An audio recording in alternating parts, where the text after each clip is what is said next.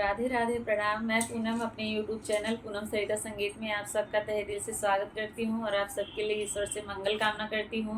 आज हम लोग बहुत दर्द भरा प्यारा सा सिंदूर दान गीत लेके आए हैं। आप लोग सुनिए, कैसा लगा कमेंट में ज़रूर बताइएगा। खूब सारा प्यार और आशीर्वाद बनाए रखिए। अगर चैनल पर नए हैं तो चैनल को सब्सक्राइब ज़रूर करिएगा और आप लोग सुनिएगा गीत, बताइएगा कमेंट में आप लोग को कैसा लगा। वीडियो को ज़्यादा से ज़्यादा शेयर करिएगा।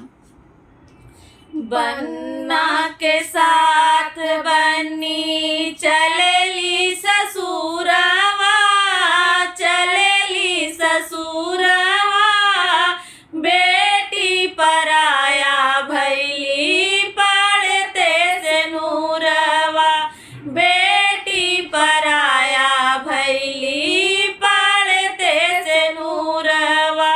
बन्ना के साथ बन्नी चलेली ससुरवा, चलेली ससुरवा, बेटी पराया भैली पड़ते से नूरवा, बेटी पराया भैली पड़ते से नूरवा।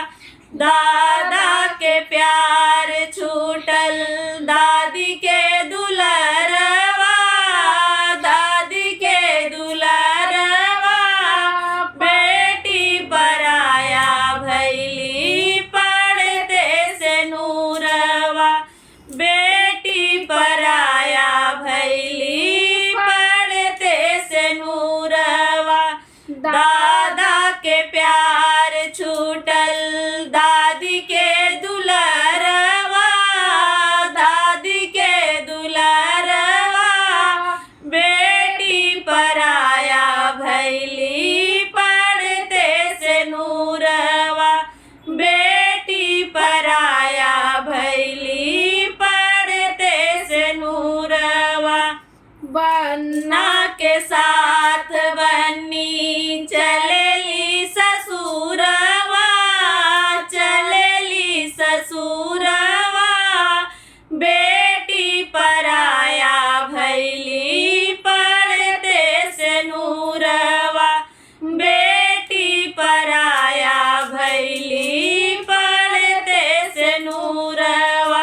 पापा के गोद छूटल मम्मी के अचरवा, मम्मी के अचरवा, बेटी पराया भैली पड़ते से नूरवा, बेटी पराया भैली पड़ते से नूरवा। पापा के गोद छूटल मम्मी के अचरवा, मम्मी के अचरवा, बेटी पराया भैली पड़ते से नूरवा, बेटी पराया भैली पड़ते से नूरवा। भैया के दुलारी बहिनिया चलेली ससुरवा, चलेली ससुरवा, बहिनी पराया भैली पड़ते से नूरवा, बहिनी पराया भैली पड़ते से नूरवा।